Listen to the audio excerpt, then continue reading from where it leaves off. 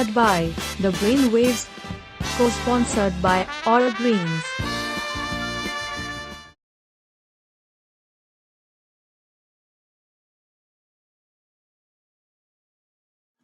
Budget एक ऐसा शब्द जो कि आम जिंदगी में बहुत ही महत्वपूर्ण भूमिका निभाता है। कोई भी समझदार व्यक्ति अपने हर छोटे बड़े काम, खर्चे और निवेश के लिए बजट बना के ही आगे कार्य करता है। ठीक उसी तरह सरकार भी अपने मुख्य कार्य आय व्यय का लेखा जोखा बजट से ही करती है और हर वर्ष सरकार जनता के सामने अपना बजट प्रस्तुत करती है।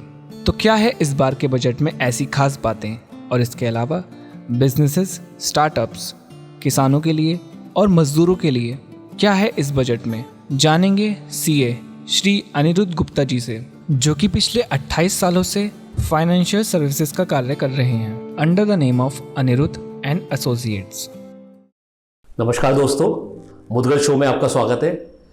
जैसा आप लोग जानते हैं कि हम मुद्गल शो के ज़रिए किसी भी क्षेत्र में जो एक महारत हासिल है उन्हीं लोगों को बुलाते हैं और उनके साथ कुछ अपनी नॉलेज को एनहेंस करने के लिए कुछ बातें शेयर करते हैं। सो दोस्तों, इसी चीज़ को आगे बढ़ाते हुए हमारे आज के जो गेस्ट हैं वो सीए अनिरुद्ध गुप्ता जी हैं, जो काफ़ी समय से फाइनेंशियल सर्विसेज में काम कर रहे हैं और एक नाम है इस फील्ड में। तो आज हम उनसे बात करेंगे इस बजट 2021 के बारे में। तो अनिरुद्ध गुप्ता जी सर, आपका स्वागत है बहुत बहुत हमारे शो पर। बहुत स्वागत है। तो सर, ये जो बेसिकली जो बजट है, जो 2021 का ये बजट आया है, तो इसमें ये है क्या? एक तो एक्चुअली हम ये जानना चाहते हैं कि जो हमारी पब्लिक है, जो हमारी ऑडियंस है, कि बजट क्या है, क्योंकि काफ़ी आज की तारीख में मतभेद हो रहे हैं कि बजट अच्छा नहीं है, बजट बुरा है, समथिंग लाइक दैट। तो इस चीज़ में ये है क्या बेसिकली? और जैसे काफ़ी लोग ये चाहते थे, सोच रहे थे ऐसा कि भाई इनकम टैक्स पे कुछ रिबेट्स या कुछ आएगा, तो उस पर क्या चेंजेस है, तो थोड़ा सा आप इसमें बताएं सर।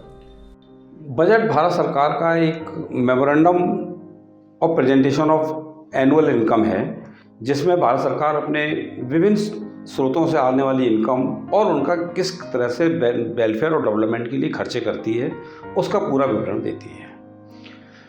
चूँकि ये एक बहुत महत्वपूर्ण बजट है, हम अपने घर के छोटे से इनकम के लिए भी बजट बनाते हैं। ये तो एक बहुत बड़ा देश है, एक डेवलपिंग कंट्री है, जहाँ 138 करोड़ की पॉपुलेशन है, जिसके लिए भारत सरकार क्या नई स्कीम ला रही है, किस तरह से लोगों के भविष्य को अफेक्ट करेगी, क्या क्या नए नए स्रोत होंगे, ये सारी चीज़ें दर्शाती है। ये पहला साल है जब भारत सरकार के इस बजट में टोटली ग्रोथ ओरिएंटेड बजट आया है। इसमें ना ही कोई डिडक्शन के लिए कुछ आया है, ना ही मतलब किसी इनकम के ऊपर टैक्स को बढ़ाया गया है। मेन जो एम्फेसाइज भारत सरकार ने रखा है वो infrastructure development, agriculture development and road and infrastructure developments है। चूँकि आम आदमी को बजट में सबसे ज़्यादा चिंता इस बात की रहती है कि उसकी स्लैब बढ़ जाए, किस तरह से उसको क्या पर्सनल बेनिफिट मिलेगा। वो इस साल की बजट में बेनिफिट्स नहीं मिला है। जो 2.5 लाख की इनकम एग्जाम्प्ट थी, वही इनकम को भारत सरकार ने कंटिन्यू किया है। उसका मेन रीज़न उन्होंने ये दिया है क्योंकि कोरोना काल में भारत की इकोनॉमी बहुत बुरी तरीके से अफेक्ट कर गई थी, जो 28% नेगेटिव तक चली गई थी। आज बहुत सरपास तरीके से इकोनॉमी ने ग्रोथ किया है और 13-14% की ग्रोथ लेके आ रही है इकोनॉमी। यानी जैसा हम इस लास्ट क्वार्टर में एज्यूम कर रहे हैं कि 6 से 7% प्लस की इकोनॉमी हमारी जाएगी इस लास्ट बजट में, जो कि 23% तक नेगेटिव चली गई थी हमारे अक्टूबर-नवंबर के एस्टिमेट्स में। तो सर बेसिकली इसमें जो है, जो आम पब्लिक है, जो आम मिडिल क्लास है, उस पर क्या मतलब इसका असर पड़ेगा? मतलब उसकी इनकम पे जो टैक्सेशन है, जैसे जो सैलरी क्लास एम्प्लॉयज़ हैं उनकी सैलरी पे, या जो पहले स्लैब था वही स्लैब है इस बार, कोई चेंजेस हैं इस चीज़ में? इस साल सरकार ने कोई स्लैब में चेंज नहीं किया है। सिर्फ सीनियर सिटीजन्स को, जिनकी 75 साल से ऊपर की एज हो गई है, उन लोगों को अगर सिर्फ पेंशन और इंटरेस्ट की इनकम है तो उन्हें अब रिटर्न भरने की कोई ज़रूरत नहीं है। मतलब सर समझ में नहीं आया थोड़ा सा, क्या मतलब? यानी जो सीनियर सिटीजन्स 75 साल की एज पार कर गए हैं और उनकी इनकम सिर्फ पेंशन और इंटरेस्ट की इनकम है, अच्छा, तो उन इंटरेस्ट की इनकम है, तो फिर उनको रिटर्न भरने की कोई आवश्यकता नहीं है। रिटर्न भरने की कोई आवश्यकता नहीं है। तो सर जो ATC ये सब वही है, मतलब 1.5 लाख रुपए क्या है इसका? ATC 1.5 लाख की ही लिमिट को कंटिन्यू की है उन्होंने। अच्छा। हाउसिंग लोन पे जो स्कीम थी सेम स्कीम कंटिन्यू की है। अच्छा। 80DD में जो इसमें मेडिकल क्लेम का जो मिलता था वही सेम क्लेम दिया है। 80I में भी वही क्या है। टोटल डिडक्शन जितने जो पहले थे वही डिडक्शन कंटिन्यू किए हैं, कोई डिडक्शन ख़त्म नहीं किया उन्होंने। अच्छा। लेकिन कोई नया डिडक्शंस इंट्रोड्यूस नहीं किया इस सेक्टर में। अच्छा। और सर एक चीज़, जैसे जो हाउसिंग लोन होता है, तो अगर हम कोई हाउसिंग लोन कोई लेता है तो उसके क्या बेनिफिट्स रहते हैं उसको? मतलब जैसे उसका कोई इंटरेस्ट शायद वेव होता है और उसका जो प्रिंसिपल अमाउंट है वो 80C में काउंट होता है, कुछ ऐसा? हाउसिंग लोन में इस समय प्रधानमंत्री ग्रामीण आवास योजना बहुत तेज़ी से चल रही है जी। जिसमें उन्होंने 20 लाख से नीचे के जो लोन हैं, हाँ। जिन लोगों ने लिए हैं उनको भारत सरकार इंटरेस्ट में सब्सिडी दे रही है। किसी भी लोन में जहां आज की डेट में 10-10.5% इंटरेस्ट लेना पड़ता है उसमें 3% भारत सरकार बियर करती है। अच्छा। और 2.5 लाख रुपए की रिबेट उसको देती है as a establishment of new house purchase के लिए। अच्छा। उनको दे रही है। तो रिबेट देती है 2.5 लाख, वो टैक्स पे इंटरेस्ट पे देती है? वो उसके अकाउंट में पैसा आ रहा है और जो इंटरेस्ट पे उस पर 3% उसको मतलब जो है बैंक से रिबेट मिल रही है उसको। अच्छा। जिस बिल्डर्स के थ्रू आप ले रहे हैं या जिस सोसाइटी के थ्रू आप ले रहे हैं वो अपने आप को एक्नॉलेज कराते हैं कि हम प्राइम मिनिस्टर आवास योजना के अंतर्गत आपको मकान दे रहे हैं। उस योजना में जिसका रजिस्ट्रेशन हो जाता है रेरा के अंतर्गत, अच्छा। वो उस स्कीम में बैंक से आप लोन लेंगे तो आपको 3% की आपको रिबेट मिलती है और 2.5 लाख रुपए की गवर्नमेंट सब्सिडी दे रही है आपको for purchase of new house. और मतलब मेन चीज़ ये हुई, जो प्रिंसिपल अमाउंट है वो 80C में काउंट होगा। जैसे कोई बंदा 10,000 रुपये की EMI दे रहा है सर, जिसके अंदर 8,000 रुपये प्रिंसिपल है, 2,000 रुपये इंटरेस्ट है, तो वो जो 8,000 रुपये है वो तो उसका 80C में माइनस होगा 1.5 लाख के अंदर, और जो 2,000 है वो उसको इंटरेस्ट का वेव मिल जाएगा। वो भी 80C में ही कंसीडर होगा दोनों। अच्छा। प्रिंसिपल इंटरेस्ट दोनों ही 80C में कंसीडर हो रहे हैं अप टू 1.5 लाख रुपए। Up to 1.5 lakh. Up to 1.5 lakh रुपए पर एनम।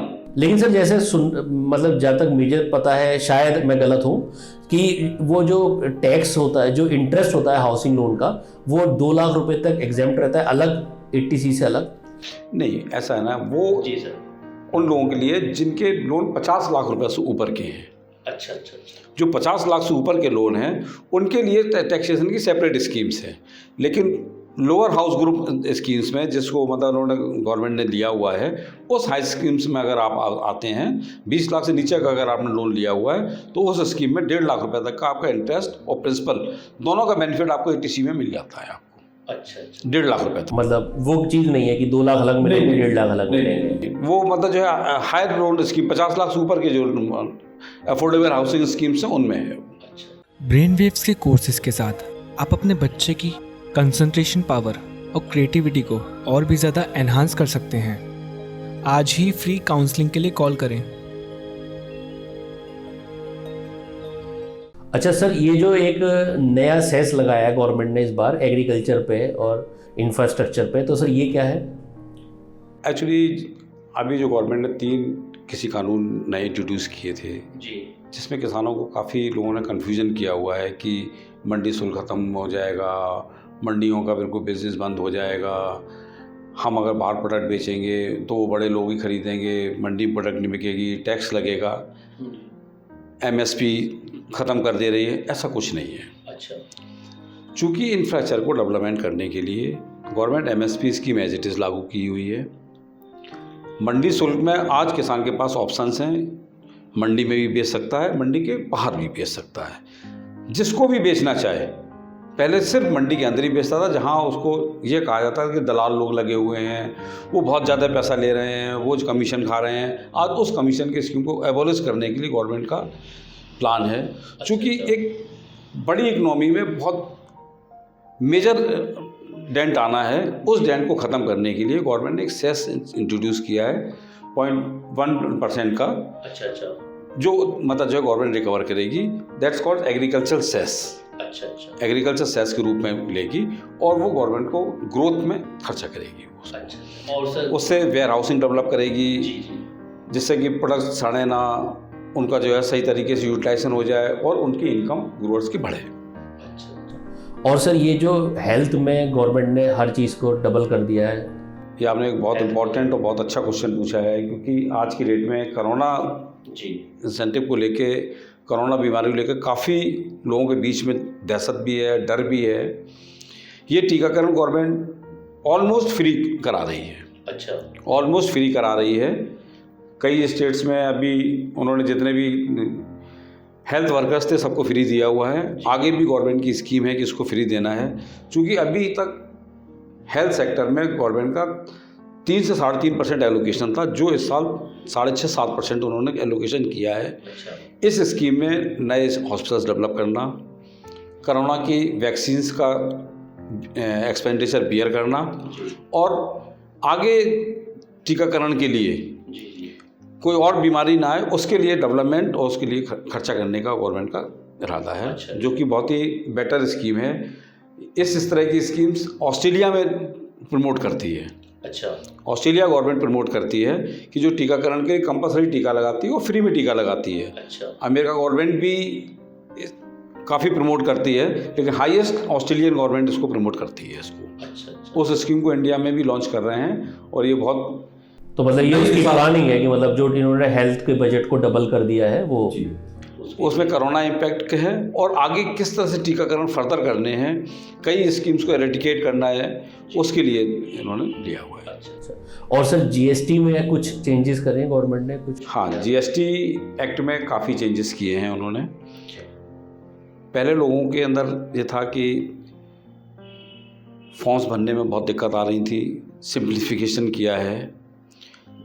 मंथली फॉर्म्स पे जिन लोगों की इनकम 5 करोड़ से नीचे के टर्नओवर्स थे उनके लिए 6 महीने में सिर्फ एक रिटर्न उन्होंने रखा, GSTR 1, अच्छा अच्छा और एनुअल रेजिस्टर्ड GSTR 3 भी उनको भरना है उनको। अच्छा अच्छा लेकिन जिनकी 5 करोड़ से 100 करोड़ तक की इनकम है उनको हर 6 महीने में उन्होंने रखा है, और जिनके 100 करोड़ से ऊपर टर्नओवर है उनको मंथली रिटर्न भरने की स्कीम्स को उन्होंने लॉन्च किया है। मतलब जो पहले टेंशन में आ जाता था व्यापारी था, उसको उन्होंने काफ़ी रिलीफ दिया है। अच्छा अच्छा और टैक्स में भी उन्होंने मतलब जो कई स्कीम्स में जिनमें 18% टैक्स थे उनको 12% की स्कीम्स में लाए, 12% वालों को 5% की स्कीम्स में लाए, सो दैट कि लोड मिनिमम से मिनिमम लोगों के बीच में आए।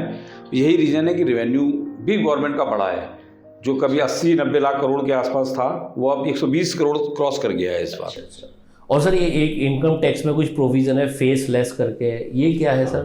फेस ये फर्स्ट टाइम अभी गवर्नमेंट ने लॉन्च किया है, अच्छा क्योंकि लोगों के बीच में बहुत ज़्यादा भ्रांतियाँ थी कि जब भी डिपार्टमेंट में जाते हैं उनसे पैसे मांगे जाते हैं, उनका हैरेसमेंट होता है, लोग दलालों के चक्कर में पड़ जाते हैं, प्रोफेशनल के चक्कर में पड़ जाते हैं। तो गवर्नमेंट ने कहा है कि जिन लोगों के रिटर्न 50 लाख रुपए से नीचे के हैं रिटर्न्स हैं वो फेसलेस असेसमेंट में जाएंगे। वो अगर असेसिंग ऑफिसर को लगता है कि उन्होंने 5 लाख से ऊपर का कोई उनका एम्बेजलमेंट आ रहा है या उनके इनकम कंसीलमेंट आ रही है, एस्केपमेंट ऑफ इनकम आ रही है, उस केस में ही आपको फेसलेस ही नोटिस आएगा आपके पास। अच्छा, फेसलेस मतलब कि हमें ये नहीं पता कौन बंदा है, अच्छा किससे मिलना है, कुछ नहीं, सब ऑनलाइन ही होगा, सब टोटल ऑनलाइन होगा। अच्छा फेसलेस नोटिस आएगा, उस फेसलेस नोटिस का आपको रिप्लाई करना है, अच्छा और रिप्लाई के बाद अगर वो सेटिस्फाई होते हैं तो आपकी प्रोसीडिंग्स ऑफ कर देंगे। फिर भी अगर उनको लगता है कि नहीं कंसीलमेंट बहुत बड़ा है, जी then he can call you.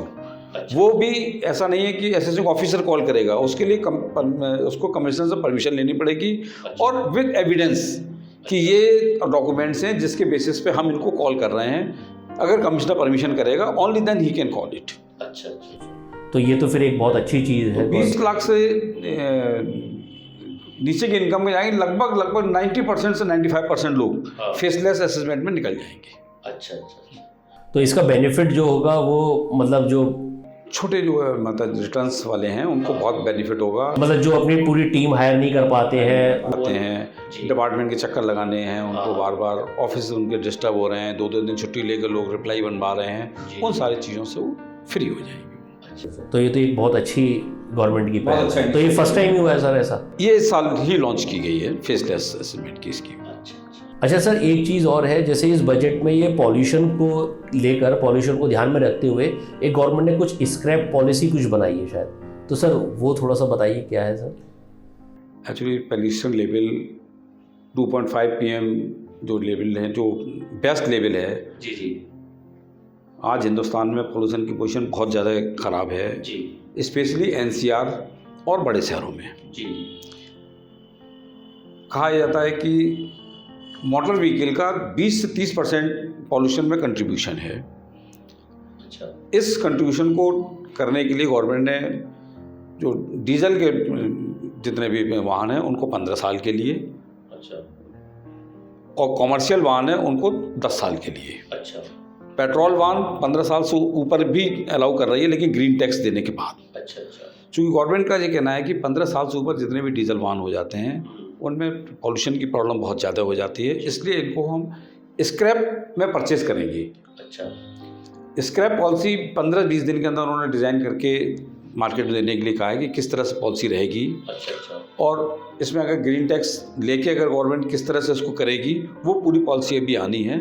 लेकिन पॉल्यूशन के इम्पैक्ट को देखते हुए ये पॉलिसी बहुत ही रिलीवेंट है और बहुत ही अच्छी पॉलिसी है जो कि आज की डेट में आनी चाहिए, अच्छा तो पॉल्यूशन कहते हैं। पॉल्यूशन के इम्पैक्ट को देखते हुए। अच्छा सर, एक चीज़ और कि जैसे कोई मतलब लोअर सैलरीड एम्प्लॉयज़ हैं, मान लीजिए lower salary in the sense अगर हम बात करें 5 लाख या 6 लाख या 7 लाख रुपए की सैलरी इनकम कमा रहे हैं और वो खुद ही अपना रिटर्न सबमिट करना चाहते हैं, तो जैसे गवर्नमेंट तो कह रही है कि ऑनलाइन साइट पर जाइए और ई फिलिंग कर दीजिए, तो लेकिन उनको भी कई बहुत टेक्निकल चीज़ें होती हैं उसके अंदर जो बंदा एक समझ नहीं पाता, तो सर उसको कुछ गाइडलाइंस हो सकती हैं या कुछ ऐसा कि अगर वो कुछ कांटेक्ट करना चाहे, जैसा हमारी टीम से आपने बात करी थी अभी हमें पता लगा कि आपने अपना डायरेक्ट नंबर दिया है कि अगर कोई भी बंदा आपसे बात करना चाहे तो आपके किसी असिस्टेंट या पीआरओ से बात करने की आवश्यकता नहीं है, वो सीधे आपसे ही डायरेक्ट संपर्क कर सकता है, तो सर उसको क्या बेनिफिट होगा उसको, मतलब क्या उसका कोई चार्ज भी लेंगे आप, मतलब क्या किस तरह? नहीं, कोई चार्ज नहीं होगा, ये फ्री ऑफ कॉस्ट होगा। अच्छा अच्छा हमारे डायरेक्ट लाइन पे डायरेक्ट नंबर पे हमको फ़ोन कर सकता है, वो जो भी उसकी असिस्टेंस होगी हम उसको ऑनलाइन असिस्टेंस प्रोवाइड करेंगे अच्छा अच्छा और उसको पूरे उसकी प्रॉब्लम का सॉल्यूशन देंगे। अच्छा अच्छा, तो क्योंकि काफ़ी सारे लोग परेशान रहते हैं कि हम किस तरीके से करें, क्या करें। परेशान होने की ज़रूरत नहीं है, अच्छा we will provide them best level help. Sir ये तो बहुत अच्छी आपने एक पहल करी है, वैसा बहुत कम लोग ही करते हैं। नहीं, तो देखिए टैक्स पेयर्स को कहीं किसी तरह की दिक्कत है तो हम प्रोफेशनल्स की ड्यूटी है कि उनको एजुकेट करें और उनको बेटर एनवायरनमेंट दें। तो सर जैसे ये सेस की हमने बात करी थी, तो ये जो सेस लगा है तो सर इससे किसी आइटम्स की परचेज पे या कुछ फ़र्क आएगा, मतलब क्या सस्ता हो सकता है, जैसे हम इलेक्ट्रॉनिक गुड्स कुछ परचेज कर रहे हैं कुछ भी? जो इम्पोर्ट के इलेक्ट्रॉनिक गुड्स हैं वो महंगे हो जाएंगे, अच्छा आपकी कारें महंगी होंगी, फ्रिज सस्ते होंगे, टीवी सस्ती होगी, एसी महंगे होंगे, ये इन आइटम्स पे इसका इम्पैक्ट आ रहा है। अच्छा अच्छा आयरन सस्ते होंगे, आपके एल्युमिनियम सस्ती हो रही है, ये आइटम्स सस्ते होंगे, बाकी इन चीज़ों पे आपका जो मतलब जो भी इम्पोर्ट आइटम है वो महंगे हो जाएंगे। जितने भी हो रहे हैं इम्पोर्ट आइटम पे सब पे आपके इम्पैक्ट आ अच्छा, मतलब मेक इन इंडिया के तहत हो गया है जो मतलब एक तरीके से लोकल एंड वोकल को प्रमोट करने के लिए इस बजट में बहुत ज़्यादा प्रोविजंस किए हैं उन्होंने, अच्छा, और मेन थ्रस्ट ही यही है कि हम इंडियन इकोनॉमी को 5 लाख करोड़ पे लेके जाएं, अच्छा जो आज 3.5 लाख करोड़ के आसपास है, उसको 5 लाख करोड़ ले जाने का टारगेट है विद इन 2 ईयर्स। अच्छा जो विज़न है गवर्नमेंट का, उस विज़न की तरफ गवर्नमेंट जा रही है। अच्छा सर, एक और क्वेश्चन कि जो बच्चे मतलब 10th के बाद कॉमर्स ले लेते हैं, 10th के बाद 11th 12th, और उनका एक सपना होता है कि सीए बने या सीएस बने, क्योंकि मेनली 90% बच्चे जो कॉमर्स स्ट्रीम लेते हैं, तो उनको किस तरीके से अपनी स्टडी पे काम करना चाहिए या किस तरीके से काम करें, क्योंकि बहुत सारी जो बुकिश चीज़ें हैं वो प्रैक्टिकल लाइफ में थोड़ी चेंज हो जाती हैं, तो सर उन बच्चों को क्या 11th के साथ साथ अपनी प्रैक्टिस पे भी काम करना चाहिए अगर सीए बनना है, मतलब क्या? देखिए, अच्छा क्वेश्चन आपने किया है, क्योंकि जनरली बच्चों को क्या है कि बहुत भटकाव भी वाली भी चीज़ें आ जाती हैं मार्केट में, इतने नए आ रही हैं, लोग बहुत सही डिसीजन नहीं ले पाते हैं कि उनको क्या करना है क्या नहीं करना है। इसलिए बेहतर ये है कि बच्चे एक अपना टारगेट फिक्स कर लें कि उनको सीए करना है, सीएस करना है, एसडब्ल्यू करना है या एमबीए करना है। जिस टारगेट में जाना है वो 10 से ही अपनी स्टडी को उसी फ्लो में लेना शुरू कर दें। क्योंकि आज की तारीख में अगर आपको सीए स्ट्रीम में जाना है तो इंटरमीडिएट के बाद आप डायरेक्ट एंट्रेंस के थ्रू आप इसमें जा सकते हैं। अच्छा अच्छा, है ना। तो उसके लिए बच्चे को कम से कम 7 से 8 घंटे की रेगुलर स्टडी चाहिए। अच्छा, और अकाउंट्स, मैथमेटिक्स और जनरल लॉज, इन 3 सब्जेक्ट्स के ऊपर बहुत अच्छा उसका डिस्क्रिप्शन होना चाहिए और रेगुलर उसकी स्टडी होनी चाहिए। अच्छा, क्योंकि चेंजेस तो हर टाइम आते रहते हैं। रेगुलर स्टडी करें तो इसमें कहीं कोई दिक्कत नहीं है और बच्चे बहुत अच्छा कैरियर इसमें परसीव कर रहे हैं और तो उसके बाद तो बेटर है ही स्कोप इन। और सर जैसे बहुत सारे बच्चे आजकल अकाउंट्स की तरफ बहुत भाग रहे हैं, मतलब अकाउंटिंग कोर्स करना, ये भी अकाउंट आनी चाहिए, तो वो बच्चे क्या है, जैसे बहुत सारे सॉफ्टवेयर्स हैं अकाउंट्स के, टैली है, बिजी है, तो वो बच्चे अगर खुद भी जैसे ट्यूटोरियल्स तो बहुत सारे आए हुए हैं यूट्यूब पे, बहुत लोग देखते भी हैं, तो क्या वो बच्चे भी कुछ अपने आप प्रैक्टिसिंग में काम कर सकते हैं जो उनको? बिल्कुल कर सकते हैं। तो उन्हें करना चाहिए? बिल्कुल करना चाहिए, क्योंकि जिससे उनकी अवेयरनेस ऑफ सब्जेक्ट के ऊपर अवेयरनेस बढ़ेगी और उनका इंटरेस्ट डेवलप होगा। मतलब बेसिकली क्या है, जो बच्चा 11th में है और वो कॉमर्स है तो वो अपने घर की ही अकाउंटिंग करना शुरू कर दे, और कहीं कुछ गलती होती है तो सीखने को मिलेगा और उसको एक अवेयरनेस नॉलेज बढ़ेगी, उसकी एक इच्छा बढ़ेगी, आगे डेवलप कैसे करना है उसकी तरफ जाएगा। अच्छा। और सर वैसे जो CA कोर्स है वो कितने साल का होता है सर, मतलब कितने साल? वैसे तो 4.5 साल में कंप्लीट कर लेते हैं। अच्छा। लेकिन अगर बच्चे की स्टडी रेगुलर और कंटिन्यूअस है तो 4.5 साल में बच्चे पास आउट होकर निकल आते हैं। अच्छा। मतलब 4.5 साल में कितने पेपर हुए सर करीब? देखिए, अगर इंटरमीडिएट की बात कर रहा है तो एंट्रेंस उसको देना होगा। अच्छा। एंट्रेंस करने के 9 मंथ्स बाद वो इंटरमीडिएट में अपियर करेगा। इंटरमीडिएट में 2 ग्रुप होते हैं, इनमें फर्स्ट ग्रुप और सेकंड ग्रुप। इंटरमीडिएट करने के बाद फिर वो ट्रेनिंग में जाता है। अच्छा। 3 इयर्स की कंपलसरी ट्रेनिंग में जाता है। Training under NECA? अच्छा। NECA फॉर्म के अंदर ट्रेनिंग जाता है। उस ट्रेनिंग पीरियड में जब वो मतलब जो है ज्वाइन करता है तो उसके 9 मंथ्स बाद वो फाइनल के फर्स्ट और सेकंड ग्रुप दोनों ऑप्ट करता है। अगर वो ट्रेनिंग पीरियड में ही निकाल लेता है तो फिर उसको सर्टिफिकेट तब तक नहीं मिलेगा प्रैक्टिस का जब तक उसकी ट्रेनिंग कंप्लीट नहीं हो जाती है। अच्छा, मेन चीज़ है कि इंटर्नशिप जो ट्रेनिंग है वो चलती रहे, उसके साथ साथ पेपर देता है वो। अच्छा, तो इंटर्नशिप ऐसा नहीं है कि पेपर देने के बाद इंटर्नशिप आती है, यहाँ पे शुरुआत से इंटरमीडिएट के बाद, इंटरमीडिएट के पास करने के बाद ही मतलब जो है वो। अच्छा, और वो 3 साल की मैंडेटरी होती है? 3 साल की मैंडेटरी। सर अगर कोई बच्चा कुछ समझना चाहे या इस बारे में पूछना चाहे तो वो आपसे बात भी कर सकता है? हाँ, बात कर सकता है, बिल्कुल बात कर सकता है। अच्छा, जो आपके नंबर है, जो आपके ये नंबर आप दे रहे हैं, इन पर कॉन्टेक्ट भी कर सकता है।